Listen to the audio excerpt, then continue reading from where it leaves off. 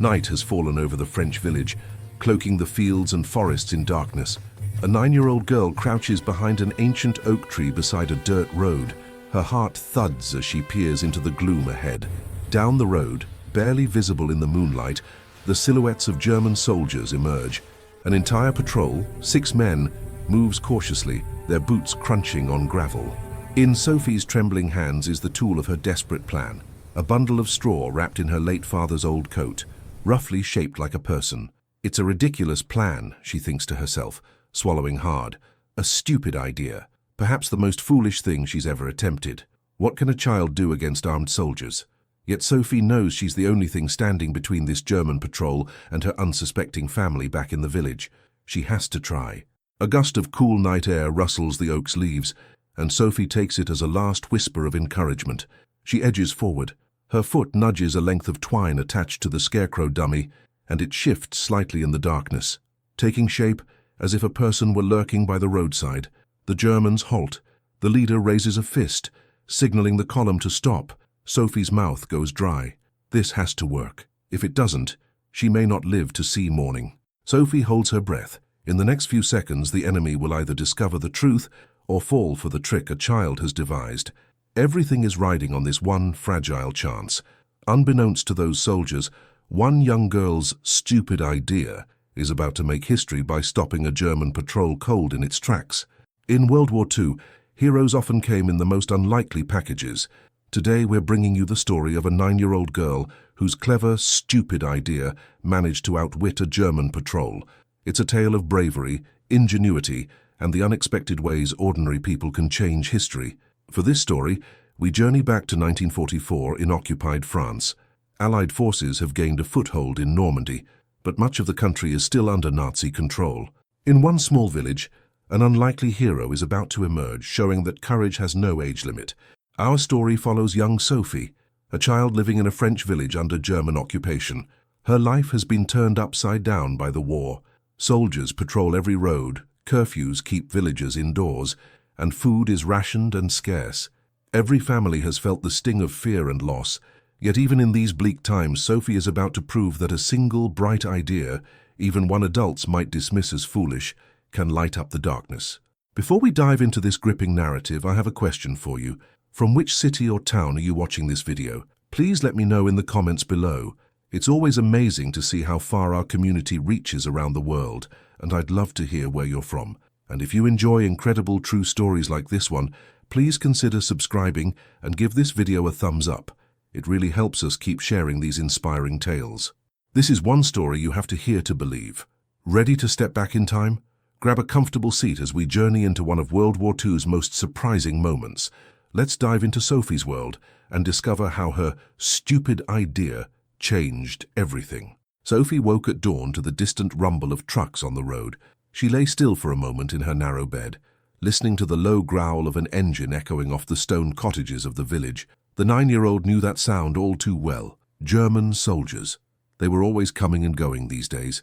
A patrol passing through, a convoy hauling supplies to the front, or officers on their way to headquarters. Every time the villagers held their breath, hoping the trucks would just keep driving and not stop in their town. Peeling back the thin blanket, Sophie slipped her feet into her worn shoes and crept to the window. The early morning light was pale and grey. Sure enough, an open-backed German lorry rolled by on the dirt road below, its tires spitting small stones. She could make out helmeted figures jostling in the back. A few villagers who were up early stood off to the side of the street, heads bowed, avoiding eye contact as the vehicle passed. Sophie's jaw tightened. She felt that familiar mix of fear and anger knotting in her stomach. Fear because every time she saw those grey uniforms, she remembered what they had done to her family. Anger because she was tired of feeling afraid in her own home. "Sophie, come away from the window," came a soft voice behind her. It was her mother Marie tying her apron around her simple wool dress. Her eyes were gentle but weary. Sophie obeyed, stepping back as the truck disappeared around a bend. "They're leaving, Maman," Sophie reported quietly, trying to sound matter-of-fact. She didn't want her mother to hear the tremor in her voice. Her mother nodded and gave a thin smile. "Bon, let's hope they keep going. We don't need any trouble today." She reached out and brushed a golden-brown lock of hair from Sophie's face. Sophie managed a small smile in return. "Trouble? That was her mother's word for the terror the soldiers could bring. Sophie knew it well. Trouble had come a year ago, late one night, when the Germans had dragged her father from their house under suspicion of aiding the resistance. Trouble had come when he never returned, leaving behind only unanswered questions and a folded flag from the Vichy authorities. The pain of that night still lingered in every corner of their home. In the silence that followed, Sophie heard her mother sigh and turned toward the hearth. "Come, help me start the fire. We'll boil some water and make porridge," her mother said, already moving on to the day's first task. Sophie helped crumple old newspaper and sticks in the small kitchen stove. As she struck a match, she asked quietly, "Maman, do you think Papa will ever come home?" The question hung in the air. Her mother paused, the pot in her hands, and stared at the flame that leapt up among the kindling. She did not answer at first. Finally, she set the pot down and knelt beside Sophie, pulling her into a hug. "I don't know, ma chérie," Marie whispered, stroking her hair. "I pray for it every day." Sophie pressed her face into her mother's shoulder. Her father had been gone for over a year with no letters since winter. In her heart, Sophie felt he was never coming back, but saying it aloud would break her mother's heart. So she stayed quiet and simply hugged Marie tighter. After a moment, her mother stood and kissed the top of Sophie's head. "Come now, we must be strong. Yes, help me with the porridge." Sophie nodded.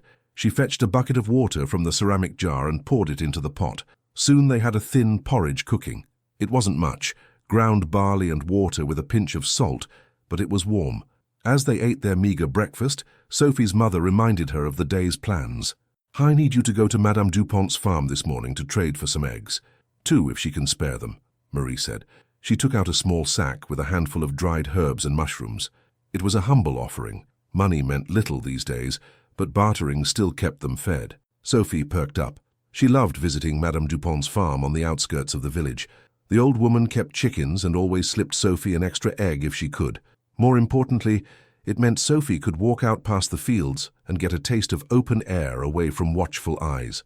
"I'll go right after breakfast," Sophie agreed, carefully tucking the trade goods into her satchel. Her mother gave her a stern look. "Be careful. Don't stray off the road, and if you see any soldiers, you—" "I know, Maman," Sophie finished.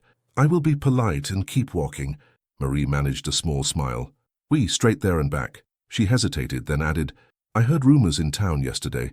They say a group of maquisards might be hiding in the woods nearby. The Germans are on edge. Just be extra careful, d'accord?" Sophie swallowed. She had heard the whispers too. The Maquis, bands of French resistance fighters, were growing bolder, especially since the Allies had landed in Normandy weeks ago. The night before, she'd overheard Monsieur Bernard, the baker, quietly telling her mother that a German ammunition depot had been blown up on the highway not far from here. "Sabotage," he'd said with a wink. Sophie wasn't exactly sure what that meant, but she knew it made the Germans angry. "I'll be careful," Sophie promised, slinging the satchel across her small shoulders. A short while later, Sophie was walking down the dusty lane that led out of the village, enjoying the mild July sun on her face. Wild poppies nodded along the roadside. For a moment, if she forgot the war, it could have been any ordinary summer day in the French countryside. She could almost pretend life was normal again, that her father was at work in the fields, that she'd be going back to school in the fall, that the word occupation was something out of a history book. The illusion shattered as she passed the old stone bridge by the mill and spotted something carved into the pillar, a crude black swastika, the emblem of the Nazis. Someone had tried to scratch it out, but the shape was still unmistakable. Sophie scowled at it. She picked up a small rock and, checking that no one was around, hurled it at the hateful symbol. The rock struck the pillar with a crack, startling a bird from the nearby tree. Sophie felt a flush of satisfaction. It wasn't much, but it felt good to express her anger, however quietly. "Sophie, is that you throwing rocks?" called a voice from behind. Sophie jumped and turned to see an older boy emerging from the trees by the stream. He was a lanky 17-year-old with tousled dark hair and a familiar grin. "Luc!" Sophie exclaimed, recognizing Madame Dupont's grandson. He often helped his grandmother on the farm, and was one of the few young men left in the area. Most had been conscripted for labor or had joined the resistance. Luc jogged up to her, a fishing pole slung over one shoulder and a string of 3 small fish in his free hand. "Careful, little one," Luc teased lightly. "If the wrong person saw you doing that, you'd be in a world of trouble." He nodded toward the defaced swastika. Sophie bit her lip. "I know, I'm just so mad all the time." Luc's expression softened. He understood all too well. His own father had been sent off to a German work camp the year before. "Believe me, I get it," he said quietly. "But save that arm for throwing at something better, eh?" He held up his fish. "I snuck out to the stream. These will go nicely with the eggs Grand-mère promised your maman." Sophie's eyes lit up at the sight of the fish. Real protein was a rarity. "Oh, maman will be so happy," she said. They fell into step together toward the farm. "Heard anything interesting in town?" Luke asked casually after a moment. Sophie knew what he really meant. Luke sometimes carried news to a certain few in the area, those sympathetic to the resistance. He trusted Sophie, despite her youth, because he knew what happened to her father. She was careful, though. It was dangerous for both of them if she repeated gossip too freely. "I heard the baker say something was sabotaged on the highway," she offered, keeping her voice low even though only birds were around. "And Maman said soldiers are nervous because some maquis might be hiding nearby." Luke nodded grimly. "That's true. I also heard that a German patrol will be coming through the area tonight or tomorrow, searching for, well, people like the maquis." He gave her a meaningful look. "So, your mother is right. You need to be extra cautious." Sophie felt a prickle of fear. A search? Would they come to the village? Her mind immediately went to her mother. Would they burst into their home like the night they took Papa? She swallowed and asked, "Do you think they'll come to the farms?" "They might. They're looking for a certain group of partisans who've been active around here," Luke said, glancing around as if to ensure nobody else could hear. "But don't worry. Just keep your head down. Do as you're told if you run into them. They usually don't bother kids as long as you're respectful." Sophie nodded, though her stomach fluttered. She had avoided direct encounters with German patrols so far. Her mother rarely let her stray far alone, and the soldiers mostly ignored children unless provoked. Still, the thought of those boots stomping through her home again made her hands tremble. By the time they reached the Dupont farm, Sophie could see Madame Dupont waving from her garden. The elderly woman traded warm greetings with Sophie and clucked approvingly at Luke's catch. They exchanged the mushrooms and herbs for 4 precious eggs, 2 for Sophie's family and 2 for Luke's grandmother, plus a surprise reward of a pat of butter wrapped in wax paper. "For Marie," Madame Dupont insisted. It was more generosity than Sophie and her mother had seen in weeks, and Sophie knew it would put a smile on her mother's face. Business done, Luke gently nudged Sophie. "I have to go help Grand-mère now. You hurry on home, little one. And remember what I said, be careful. If you see that patrol, just stay out of their way." "I will," Sophie promised. She waved goodbye and started back toward the village, clutching her satchel of precious food. The road home felt a bit lonelier without Luke's friendly presence. Sophie walked quickly, eager to return to her mother with the goods, but as she neared the village outskirts, she noticed an unnatural stillness in the air. The birds had gone quiet. Rounding a bend flanked by tall hedges, Sophie's breath caught in her throat. Parked on the side of the road were 2 unfamiliar vehicles, dark green German motorcycles with sidecars, mud-splattered and menacing. Standing next to them, smoking a cigarette, was a German soldier. His rifle leaned against the sidecar, and his grey uniform tunic was unbuttoned at the collar in the heat. He hadn't seen Sophie yet. He seemed relaxed, even bored, blowing a plume of smoke into the air. From the corner of her eye, Sophie caught a flicker of movement beyond the hedge. More soldiers. She realized with a jolt that this must be part of the patrol Luke warned about, arrived earlier than expected. Her heart hammered. She quickly stepped back, retreating behind the bend before the soldier could spot her. For a moment she stood there on the dirt track, mind racing. If the patrol was here at the edge of the village, what were they doing? Searching already. She thought of her mother waiting for her, and of the possibility of soldiers going door to door like they did that terrible night. Sophie took a steadying breath. She had to get home, but she also had to avoid drawing the attention of those soldiers. Clutching her satchel tightly against her side to keep the eggs from clinking, she crept back toward the village using a narrow footpath that ran parallel to the main road, partly concealed by the hedgerow. It was a longer route and rarely used except by hunters, but she hoped it would let her slip by unseen. As she moved carefully, she heard shouting up ahead, German voices barking orders. Curiosity battled with fear inside her. She inched closer to the hedge and peered through a small gap in the leaves. Up on the main road, just 100 feet away, she saw a cluster of German soldiers fanning out around a farmhouse gate. One of them was kicking at the door. Behind them, the 2 motorcycles, and now a third vehicle, a Kubelwagen Jeep, were pulled over, engines idling.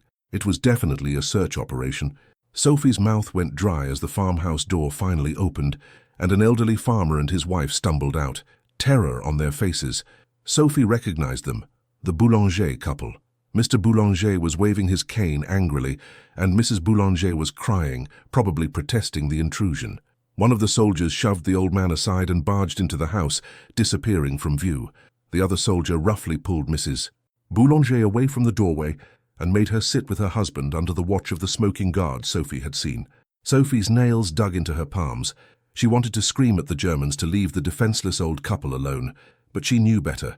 Any sound and she could draw their attention. Heart pounding, Sophie backed away from the scene and continued down the hidden footpath, practically crawling to keep out of sight. She had seen enough to know how urgent the situation was. The patrol had arrived early and was already searching homes on the village edge. It wouldn't be long before they moved inward, possibly toward her house. She had to warn her mother and the neighbors somehow. Finally, Sophie reached her backyard, which bordered an overgrown field. She slipped through a gap in the fence and rushed to the back door of her cottage. Bursting into the kitchen, she startled her mother, who was darning a sock at the table. "Sophie, mon Dieu, what is it? You look like you've seen a ghost," Marie exclaimed, rising to her feet. "Maman," Sophie gasped, trying to catch her breath. A patrol, they're at the Boulanger farm, they're searching houses." Her mother's face turned ashen. Without another word, Marie crossed the room and grabbed the heavy iron bar they used to bolt the front door. Sophie realized her mother was preparing to lock up the house. The eggs and butter nearly forgotten, Sophie set the satchel down. "What do we do?" she whispered. Her voice trembled despite her efforts to stay calm. Marie put a finger to her lips, thinking fast. "We must hide anything that could anger them. Do we have anything?" They kept no weapons, no radios, nothing clearly incriminating. But Marie's eyes fell on the shelf above the hearth. There sat the old framed photograph of Sophie's father in his French army uniform, taken before the war. Next to it was a tin box containing his service medals. Relics of loyalty to France, perhaps harmless, perhaps not. On another day, maybe the soldiers wouldn't care. But if this patrol was in a foul mood from hunting resistance, even a hint of patriotism could provoke trouble. Marie quickly lifted the photo and medals down. She handed them to Sophie. "Hide these in the garden under the rosebush. Quickly now, don't let them see you." Cradling the precious photo and box, Sophie darted outside to the tiny garden plot behind the house. Her mother's prized rosebush, now mostly green leaves and only a few blooming buds, grew against the stone wall. Sophie dug into the soft soil at its base with her small hands, creating a shallow hole. She laid the framed photo and the medal box inside and covered them with dirt and a layer of fallen leaves. Her father's smiling face disappeared under the earth, just as hurried footsteps and shouting echoed from down the street. Sophie stood and saw villagers running, trying to spread the alarm and get out of the soldiers' way. The patrol was moving closer, house by house. Fear clenched at her, but there was something else too, a spark of defiance. She wasn't going to let them catch her off guard this time. Back inside, Marie was closing the shutters. "Sophie, come in quickly," she hissed. Sophie slipped inside and together they secured the last shutter. The cottage grew dim. Marie barred the front door and beckoned Sophie to her side. They could hear the distant thud of boots and banging on doors.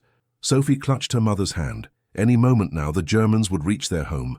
"Remember," Marie whispered, squeezing Sophie's hand so tightly it almost hurt. "Keep your eyes down and answer only if they ask you something. I will do the talking." Sophie nodded. Her heart felt like a trapped bird inside her chest. Through a crack in the shutters, she could see two soldiers stepping into the yard next door, rifles in hand. They were almost here.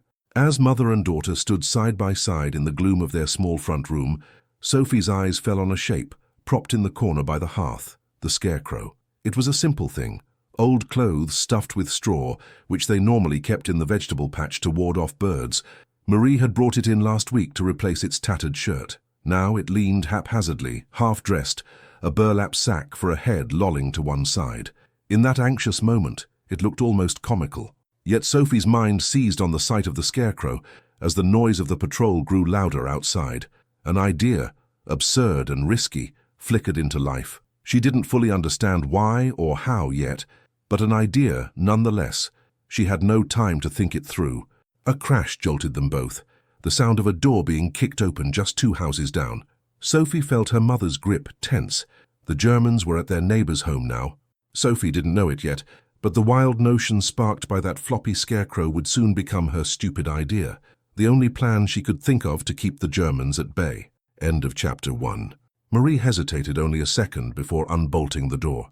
She knew if she delayed, the Germans would simply break it down.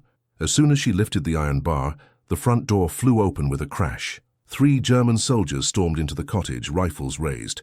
The lead man, an officer with a stern face and a leather-bound notebook in his hand, shoved past Marie as if she were invisible. Sophie pressed herself against her mother's side, heart hammering. The officer's cold gaze swept the room. In accented French, he barked, "Who lives here?" "Just me and my daughter," Marie answered quickly, her voice respectful and steady despite her fear. "Nous sommes seuls. We are alone." The officer eyed them, a thin woman and a small girl. Satisfied they posed no immediate threat, he jerked his head at the other 2 soldiers. "Search! Alles durchsuchen!" At once the men began ransacking the house. One pushed past Marie into the bedroom, kicking aside a stool and yanking open the wardrobe. Shirts and dresses were thrown to the floor. Another soldier stomped through the kitchen area, poking at the modest pantry and cupboards. Pots clattered noisily as he pulled them from shelves. Sophie winced as the soldier swept aside her few wooden toys on the floor with his boot, as if clearing out vermin. Marie kept her arm protectively in front of Sophie. "Please, monsieur, we have nothing to hide," she said in French, trying to keep her tone calm. The officer stood by the doorway, watching everything with narrowed eyes. He ignored Marie's plea. From the kitchen, the stocky soldier gave a grunt of satisfaction. He had found the 2 fresh eggs Sophie had left on the table and casually slipped them into his coat pocket, smirking as he did. Suddenly a shout came from the bedroom. "Herr Leutnant, hier drüben!" Sophie peeked around her mother to see the second soldier emerge from the bedroom, gesturing agitatedly with his rifle barrel toward the dark corner by the hearth. The officer and the egg thief both snapped to attention, training their guns in the direction the man pointed. For an instant, Sophie's heart leapt into her throat. What had they found? There, half hidden in shadow, stood the scarecrow. In the chaos, Sophie had forgotten all about it. The straw-stuffed figure still leaned where it had been left, draped in old clothes. In the dimness, its outline could easily be mistaken for a person lurking. "Raus, Hände hoch!" the soldier from the bedroom shouted, advancing a step. The officer held up a fist to halt him. He approached the scarecrow warily, rifle aimed. With one swift motion, he hooked the tip of his gun under the scarecrow's limp arm and pulled it forward into the light. The dummy toppled to the floor, collapsing in a heap of straw, burlap, and old clothes at the officer's boots. For a moment there was dead silence. Then the stocky soldier let out a coarse laugh. He said something in German that Sophie didn't understand, clearly mocking his companion for mistaking a straw man for an enemy. The other soldier reddened, muttering under his breath. The officer's face twisted in irritation. He slammed his boot down on the scarecrow's burlap head in frustration. Sophie flinched as straw burst from the sack and scattered across the floor. She bit her lip hard. That burlap had been part of a sack her father used to carry potatoes from the field.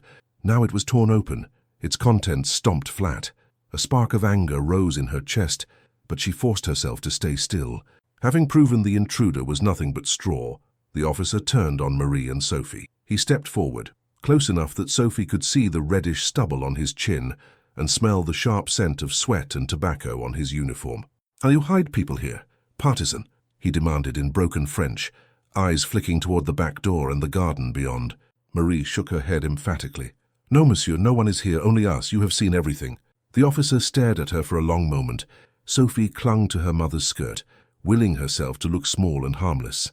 At last, the German seemed to accept they were telling the truth. With a dismissive snort, he waved his hand toward the door. "Weiter," he ordered his men. "Next house." The soldier who had pocketed the eggs cast one more greedy look around the kitchen. Sophie half expected him to snatch the loaf of barley bread cooling on the counter, but the officer barked something that sent him trudging back outside. In a matter of minutes, the intruders were gone. The cottage door was left gaping ajar, and Marie's carefully tended home lay in shambles. Slowly, Sophie realized she'd been holding her breath. They both exhaled as the thud of German boots moved on down the street. They're leaving," Sophie whispered. Marie nodded, but she didn't relax. "Oui, ma fille." This time, she peered out the door, watching the soldiers head to the neighbors. Satisfied the danger had passed for now, she closed the door gently and slumped against it. Her shoulders trembled, the adrenaline of the moment giving way to anguish. Sophie surveyed the wreckage of their home. Dresser drawers yawned open with clothes spilling out. Pots and dishes littered the floor. The scarecrow's remains lay strewn about, straw everywhere. The broomstick spine snapped in two. A hot tear rolled down Sophie's cheek before she could stop it. She angrily wiped it away. She wouldn't let those soldiers see her cry, even though they were gone. Marie drew Sophie into a tight hug. Only when she felt her mother's tears dampen her hair did Sophie realize that Marie was silently crying too. They stood like that for a few seconds amid the mess, comforting each other. A sharp report of gunfire suddenly cracked through the air outside, startling them apart. Marie gasped. Sophie darted to the window and cautiously tilted one shutter slat to peer through. Up the road near the village well, a German soldier was lowering his rifle, smoke curling from its barrel. Several other soldiers laughed uneasily. It looked like one of them had fired a shot at nothing. At first, Sophie couldn't tell what happened. Then she saw a scrawny brown stray dog streak away down an alley, yelping in fright. It had likely wandered too close, and the jittery soldier fired at it, thinking it was something else. The officer cuffed the man on the helmet and shouted at him, scolding him for wasting a bullet or revealing their nerves. Despite the tension, Sophie felt a tiny bloom of hope in her chest. The soldiers were nervous. They were on edge, jumping at shadows and barking dogs. They could be fooled. She watched as the patrol regrouped by their vehicles parked along the main road. The officer was scribbling in his notebook, perhaps noting which homes they'd searched. Villagers stood in doorways or behind garden gates at a cautious distance, eyeing the Germans with a mix of hatred and dread. A few of the bolder townsfolk had begun creeping out after the soldiers passed, whispering to neighbors to ensure everyone was all right. In the distance, Sophie spotted Luke crouching behind the stone wall of the church ruins, watching the Germans intently. So he had stayed hidden during the raid. She was relieved. At least they hadn't caught him or any of the other young men. Near the vehicles, the officer snapped his notebook shut and said something to his men. His voice carried down the street. Keine gefunden. Heute Nacht zurückkommen. Sophie didn't understand German, but she recognized one word, Nacht, meaning night. The patrol was preparing to leave, but from the officer's tone they would be back. Perhaps they planned to return after nightfall to search the dark woods or flush out the elusive partisans they hadn't found. As the soldiers climbed into their jeep and kick-started the motorcycles, Sophie turned from the window. Her mother was already picking up scattered clothes from the floor with trembling hands, trying to restore some normalcy to their ransacked home. Sophie bent to help, but her mind was hardly on the task. She kept picturing that frightened dog and the jumpy soldier, the way the Germans had reacted to the scarecrow for an instant, thinking it was a man. An idea sparked in her like a struck match. "Maman," she said slowly, folding a crumpled skirt, "do you remember the old cellar tunnel behind our house? The one Papa built under the shed?" Marie paused, wiping her eyes with the back of her hand. "Oui," she answered in a tired voice. "What about it, ma chérie?" But Sophie fell silent. She wasn't ready to share her nascent plan yet. It sounded ridiculous even in her own head. She needed to think it through first. "Nothing," she murmured, "just thinking out loud." Marie managed a weak smile and brushed a straw strand from Sophie's hair. "We should go check on Madame Boulanger and the others. Make sure they're safe." Sophie nodded. Together they stepped outside into the midday sun, to a village that had been shaken but not broken. As they headed up the street to help a neighbor pick up the pieces, Sophie's gaze drifted again to the tree line beyond the fields. The Germans would return, perhaps tonight, as Sophie suspected. A stupid idea was forming in her mind, born of fear and a 9-year-old's fierce determination to protect her home. She didn't tell her mother, not yet, but with each passing minute, Sophie became more convinced that somehow, some way, she had to outwit the Germans before they came back. End of chapter 2. Twilight settled over the silent village, all doors barred and windows dark. Everyone was inside observing curfew, everyone except a 9-year-old girl on a mission. Sophie slipped out of her cottage's back door, closing it softly behind her. In her arms she carried an old sack and a coil of twine. The remains of the scarecrow and other odds and ends she had gathered were stuffed inside the sack. Her heart pounded against her ribs, partly from fear of being caught by soldiers and partly because she hadn't told her mother what she was doing. Marie would never have allowed it. She crept along the edge of the vegetable patch, keeping low. The night air was warm and still. The village lay dark and silent, except for the chirp of crickets and distant croak of frogs in the marsh. Sophie's destination was an old tool shed behind the DuPont farm, near the last row of houses. She quickly found the straw pile behind the barn and stuffed several armfuls into her sack until it bulged. Next, she pulled out 2 long sticks she had collected.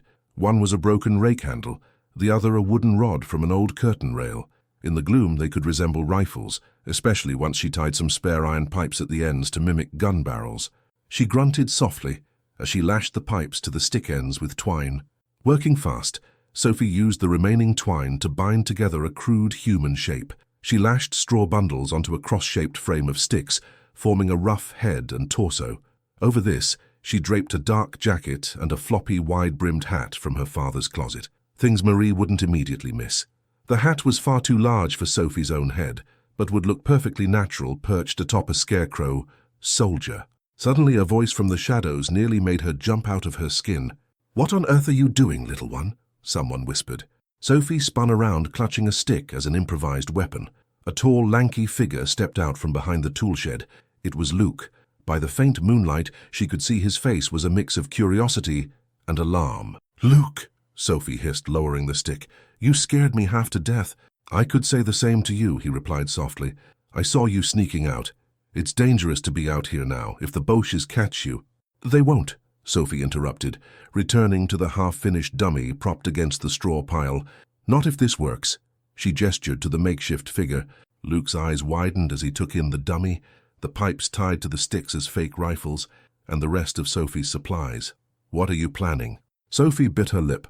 She hadn't intended to involve anyone else, but Luke was older and maybe could help. Quickly, in a low rush, she explained her idea. How the Germans were nervous and could be fooled, how a scarecrow had tricked them for a moment, and how she wanted to set up fake soldiers to scare the patrol away. When she finished, Luke stared at her as if seeing her anew. "Sophie, that's a stupid idea," she offered, bracing for him to scold her like an adult would. He broke into a grin. "I was going to say crazy enough it might actually work." Relief flooded her.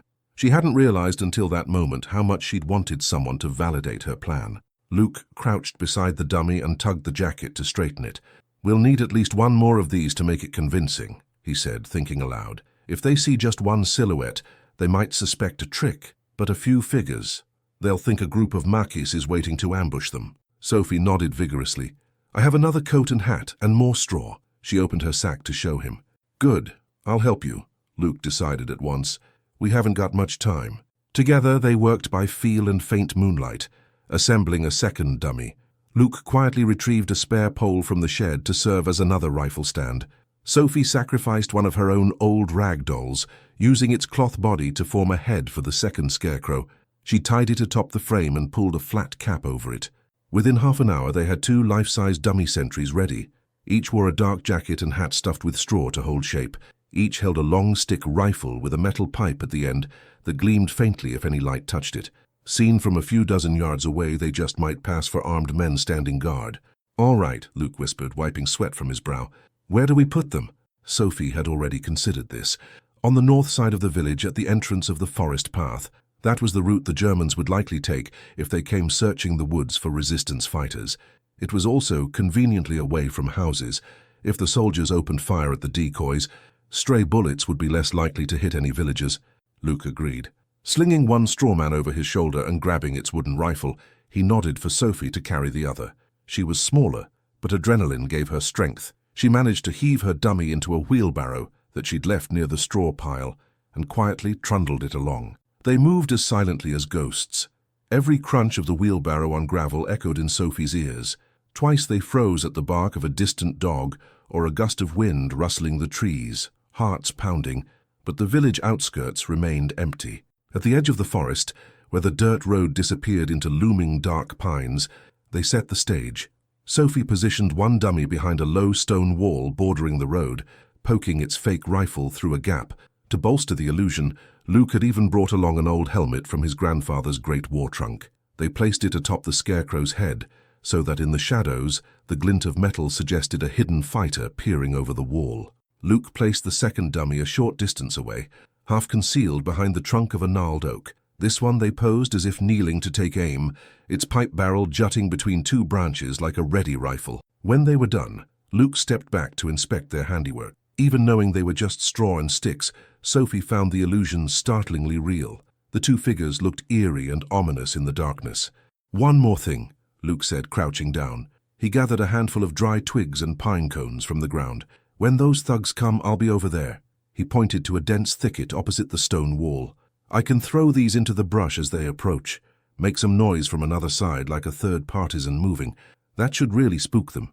Good idea, Sophie whispered. She felt a surge of gratitude and confidence now that Luke was involved. He treated her like an equal in this daring adventure, not just a child. What about you? Where will you be? Luke asked, suddenly concerned. Sophie indicated a shallow drainage ditch running parallel to the road on the village side. I'll hide in that ditch by the road, she said. They won't see me, and if anything goes wrong, I can crawl back home through it. Luke frowned, clearly not thrilled about her being anywhere near danger. I'd rather you were farther away. I have to be here to watch, Sophie insisted. This was my idea. In truth, she also felt responsible to see it through. She needed to know, to see with her own eyes, that the Germans would be fooled and her village would be safe, at least for tonight. Seeing the resolve in her face, Luke sighed but nodded. Fine, but if I whisper run, you run, promise? Promise, Sophie said, crossing her heart. With the trap set, there was nothing to do but wait. Luke melted into the thicket on one side of the road, clutching his supply of twigs and pine cones. Sophie lowered herself into the damp ditch on the opposite side. Tall weeds and shadows covered her small form. Lying on her stomach in the cool dirt, she could peek over the edge and see the road and their 2 straw sentries standing silent guard. Time crept by. The night deepened. Sophie lay in silence, every chirp and rustle magnified in her ears. She clenched her fists to stop them from shaking. Would the Germans fall for this? Or was she about to stare down armed soldiers with nothing but straw and courage on her side? As if in answer, a faint rumble reached her ears. Sophie lifted her head slightly. Through the darkness, on the far side of the open field, she saw it. A pair of bouncing headlights sweeping across the road, a vehicle approaching. The low growl of a truck engine became clearer by the second, accompanied by the clanking of metal and an occasional barked command. The German patrol was coming. Sophie pressed herself flatter in the ditch, heart hammering so loudly she feared it might give her away. Across the road she could just make out Luke's silhouette tucked in the brush. Even from here she sensed his muscles coiled, ready to spring their trap. She turned her eyes toward the 2 dummy figures ahead. They stood motionless and foreboding at the forest's edge, exactly as real lookouts might. If everything went according to plan, in a few moments those straw soldiers, and a child's stupid idea, would be put to the ultimate test. End of Chapter 3. The German truck rolled to a halt, just short of the trees at the village's edge. Behind it, 2 motorcycles pulled up and killed their engines. Soldiers spilled out of the truck bed, boots thudding on the ground, while an officer in a peaked cap hung back by the cab, flashlight and pistol in hand. Hidden in her ditch, Sophie watched them approach. Her heart pounded so hard she thought the patrol might hear it. So many soldiers. There were at least 8 of them, heavily armed, more than she and Luke had expected. It was one thing to imagine scaring off a patrol, and another to see real German firepower gathered on the road just yards away. A soldier's voice rang out in the silence. Halt, Hände hoch, ordering any hidden fighters to surrender with hands up. The 2 dark silhouettes at the forest edge, Sophie's straw decoys, of course made no response. They simply stood there, exactly as real partisans might if lying in wait. After a brief, tense pause, the officer snapped a command. 2 of the men raised their rifles toward the shadowy figures. Sophie clutched the earth, forcing herself even lower in the ditch. Crack! Crack! 2 shots rang out, deafening in the still night. Muzzle flashes lit up the road. Sophie flinched as she heard bullets thunk into the stone wall. Had they hit the dummy crouched there? She couldn't tell, but a second later, she realized the scarecrow hadn't fallen. To the Germans, it must have looked as if their bullets had somehow had no effect at all on the man behind the wall. Was some Teufel? She heard one of the riflemen curse in disbelief. The 2 who had fired kept their weapons trained forward, waiting for a target to cry out or collapse. But the straw-stuffed decoy remained eerily still. The patrol had no way of knowing their shots had simply passed through straw and wood. The lack of any response spooked them. One nervous soldier, the one with the submachine gun, abruptly squeezed his trigger and sprayed a burst at the second dummy by the oak. The gun's chatter ripped through the night. Tracer bullets sparked off the tree trunk, and Sophie saw the scarecrow's floppy hat jerk as it was torn clean off. Still, neither figure fell or made a sound. "They're not going down," a German yelled, voice betraying outright panic now. Sophie's heart was in her throat. It was working, but the soldiers might charge forward to investigate at any second. She shifted her eyes toward Luke's hiding spot, wondering if he knew it was time. On cue, a sharp crackle of branches erupted in the brush off to the left of the patrol. Luke had tossed a pine cone hard into the undergrowth on their flank. The effect was immediate. "There are more of them," another soldier cried out, spinning toward the new noise in terror. In the erratic beam of a flashlight, Sophie glimpsed the officer's face. He looked bewildered, uncertain whether they were under attack or making fools of themselves. His light swept back toward the stone wall and caught glints of something spilling from the bullet holes in the dummy's jacket. He leaned forward, squinting. "Stro? Scarecrows?" One of the Germans shouted in shock, finally realizing what they were shooting at. For a heartbeat, the patrol stood frozen in disbelief. Sophie could hardly breathe. Then an older corporal bellowed in rage and embarrassment, "Es ist eine Falle, Rückzug." "It's a trick. Fall back." That did it. The officer didn't hesitate now. "Zurück, fall back," he echoed, waving his arm frantically. The Germans turned tail, breaking into a panicked run toward their vehicles. Sophie had to clap both hands over her mouth to stifle an incredulous laugh of relief. It was all she could do not to jump up and cheer. In their mad scramble, one soldier tripped and sprawled on the road. Another skidded to a halt to haul him up by the collar. Within moments, they were all piling back into the truck and onto the motorcycles, shouting over one another in confusion and alarm. "Los, los, los," the officer barked. Engines roared to life.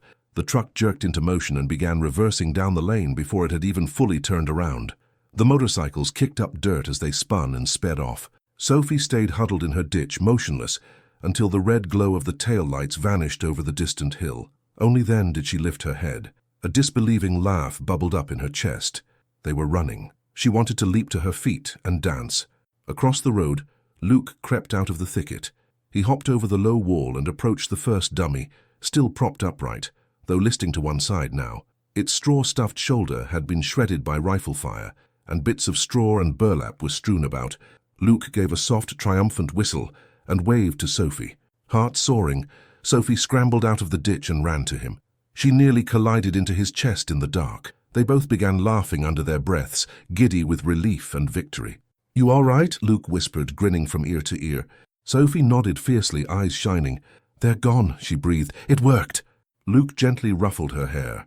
"I can't believe it, but it did." He glanced at the sad, bullet-riddled remains of their straw soldiers. "When they didn't go down after being shot, I thought those poor devils were going to have a heart attack," he chuckled. Sophie pressed her hands to her mouth, suppressing a giggle. She felt light as air. "We should get out of here," Luke said after a moment, already scanning the dark trees. The adrenaline was fading and caution returning to his voice. They might come back with more men once they realized nobody was shooting at them.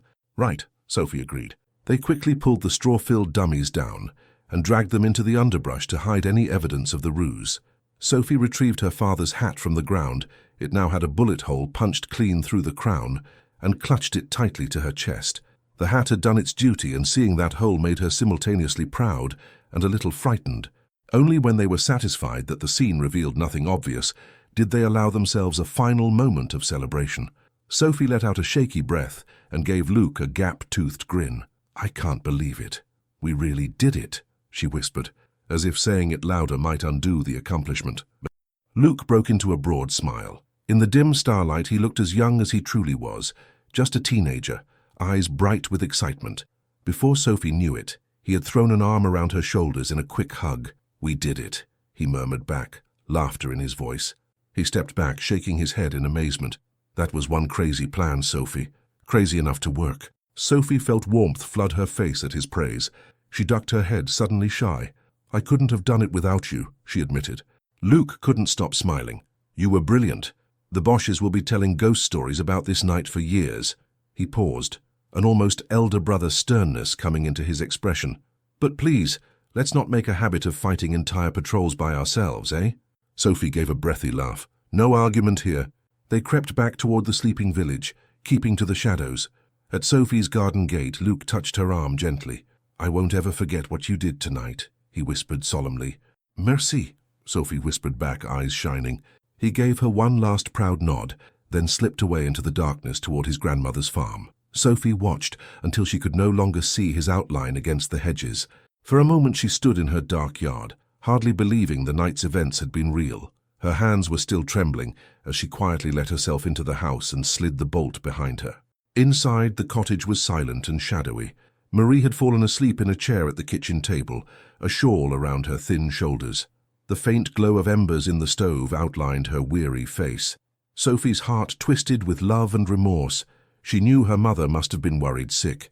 She padded over and gently laid a hand on Marie's arm. "Maman, I'm here," she whispered. Marie jerked awake, nearly knocking over the chair as she stood. "Sophie, mon Dieu, where have you been?" Her voice was an urgent hush, caught between anger and immense relief. She grabbed Sophie by the shoulders, eyes searching her up and down. "I'm sorry, Maman," Sophie said meekly as Marie pulled her into a fierce hug. I had to do something, but I'm okay. We're all okay now." Marie's hand cradled the back of Sophie's head. "Oh, ma petite, I woke and you were gone, I thought." She broke off, then pushed Sophie to arm's length to inspect her once more. That's when she noticed the floppy hat clutched in Sophie's hand, her husband's old hat, with a fresh bullet hole clean through it. Marie's eyes widened. "What happened? Whose hat is that? Is that—" "It's Papa's," Sophie answered softly. "I done borrowed it." She managed a very tired, very proud little smile. "The Germans came back like we thought, but they got scared and left. I scared them away, Maman, for real." Marie's lips parted in astonishment. She looked from the hat's ragged bullet hole to her daughter's dirt-smudged, exhausted face. Slowly the truth of it settled in. "Sophie, what did you do?" she whispered, half in awe. Sophie swayed on her feet. Now that she was safely home, a great wave of fatigue threatened to overwhelm her. "It's a long story," she murmured. She leaned into her mother's embrace and closed her eyes. "I'll tell you everything tomorrow, I promise. But can we just sleep now?" For a moment, Marie struggled for words. Then she simply drew Sophie close and kissed her temple. "Oui, tomorrow." She guided her daughter down the hall and helped her wash up and change out of her dusty clothes. Within minutes, Sophie was in bed, barely awake enough to notice as her mother tucked Papa's shot-through hat on the bedside table like a trophy. Marie sat on the edge of the bed, stroking Sophie's hair. "Try to sleep, ma chérie," she whispered. "You've done enough for one night." Sophie nodded, already drifting. In the haze of half-sleep, she saw Marie's face lined with worry and pride. Outside, the summer night was calm. No German voices, no tramping boots, just the gentle chirr of crickets. The danger had passed. As Sophie surrendered to her exhaustion, a small, satisfied smile played on her lips. A stupid idea it might have been, but it had worked. End of chapter 4. Dawn broke calm and golden over the village, as if the previous night's terror had been just a bad dream. But reminders of the patrol's visit still lingered, scuffed boot prints in the road, a few stray bullet casings glinting in the morning sun, and the whispered conversations of townsfolk trying to piece together what had happened. In the Dupont farmyard, Madame Dupont found her straw pile oddly depleted and scratched her head. Over by the old stone wall near the forest path, Monsieur Boulanger discovered a shredded cloth hat lying in the dew, a hat he swore hadn't been there the day before. He showed it to the baker and the blacksmith, and soon rumors spread that perhaps the resistance had staged a midnight ambush to protect the village. Sophie listened to the chatter from her front stoop, hugging her knees to her chest. She hadn't told a soul about her role save for her mother and Luc. To the rest of the villagers, it would remain a mysterious victory. As she watched small groups of neighbors murmuring and gesturing toward the woods, she felt a swell of pride and a touch of guilt. They deserved to know the truth, but she wasn't sure how to tell them, or if they'd even believe a 9-year-old girl had fooled a platoon of Germans. Inside the cottage, Marie placed a cup of warm chicory coffee in front of Sophie. "Drink, ma chérie," she said gently. She had been fussing over Sophie since sunrise, checking her for scrapes and bruises for the 10th time. Sophie obediently sipped the bitter brew and glanced at her mother's face. Marie's eyes were full of love and worry, and something new as well, awe. After Sophie had recounted the entire adventure in the early morning hours, every whispered detail of how she and Luc set the trap, Marie had simply sat down and cried, clutching Sophie's hands. Then she had pulled her daughter into the tightest embrace imaginable, repeating over and over, "Tu es si courageuse, so brave, my Sophie." Now Marie brushed a strand of hair from the girl's cheek. "How do you feel?" she asked softly. "Tired," Sophie admitted. In truth, she felt like she could sleep for a week. Her body was sore from all the crawling and lifting, and her nerves still fluttered occasionally with leftover adrenaline, but mostly she felt relieved and proud. "Maman, did I do the right thing?" she asked hesitantly. Marie's breath caught. "You saved our home," she answered, voice firm. "You saved all of us, ma petite. It may have been un peu fou, a little crazy, but it was right." A wry smile touched her lips. "Just promise me you will never do anything so dangerous again until you're at least, 30 years old." Sophie giggled into her coffee cup. "I promise," she said, a tiny grin forming. She knew her mother's half-joking scold came from a place of deep fear. Last night could have ended very differently. They both knew it, and neither wanted to speak those possibilities aloud. A knock at the door made them both jump. Marie went to answer it, and Sophie's heart thumped, but it was only Luc's grandmother, Madame Dupont, wringing her hands nervously over her apron. "Pardon, Marie," the old woman said in a low voice. "I just came to ask, did you hear anything last night? The whole village is buzzing that the Boches were chased off by maquisards. Some are saying a miracle happened."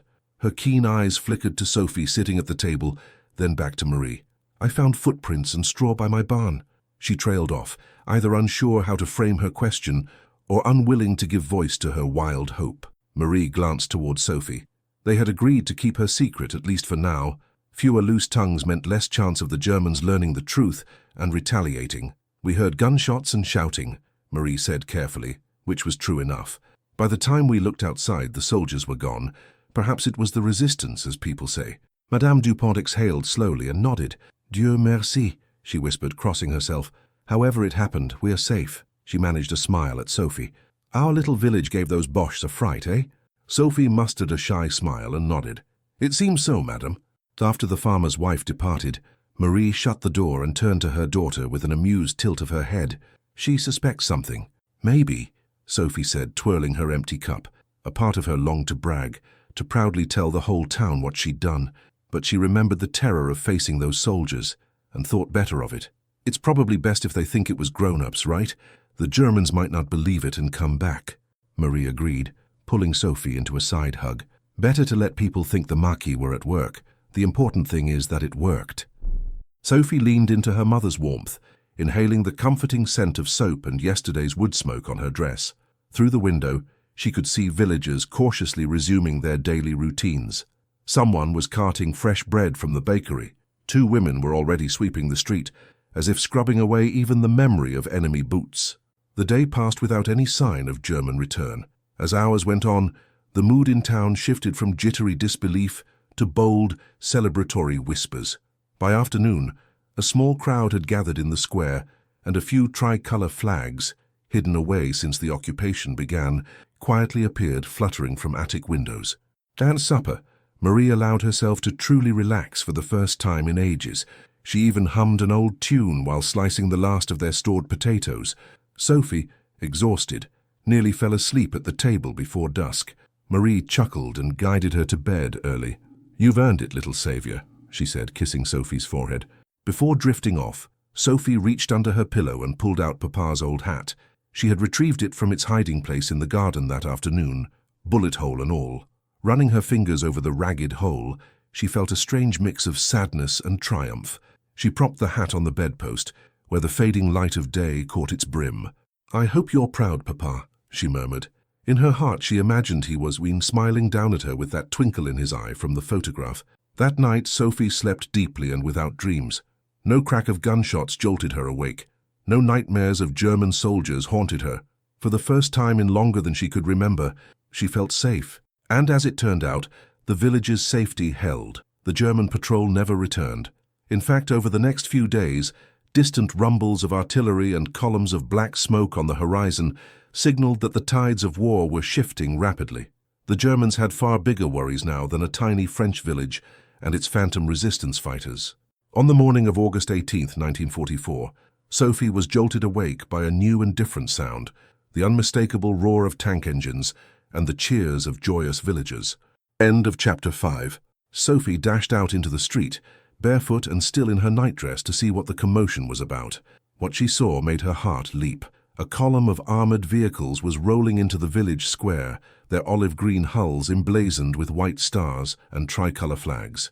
American jeeps and French half-tracks rumbled forward, greeted by villagers who poured out of doorways, cheering, laughing and weeping all at once. "The Allies, they're here, we're free!" someone shouted exuberantly.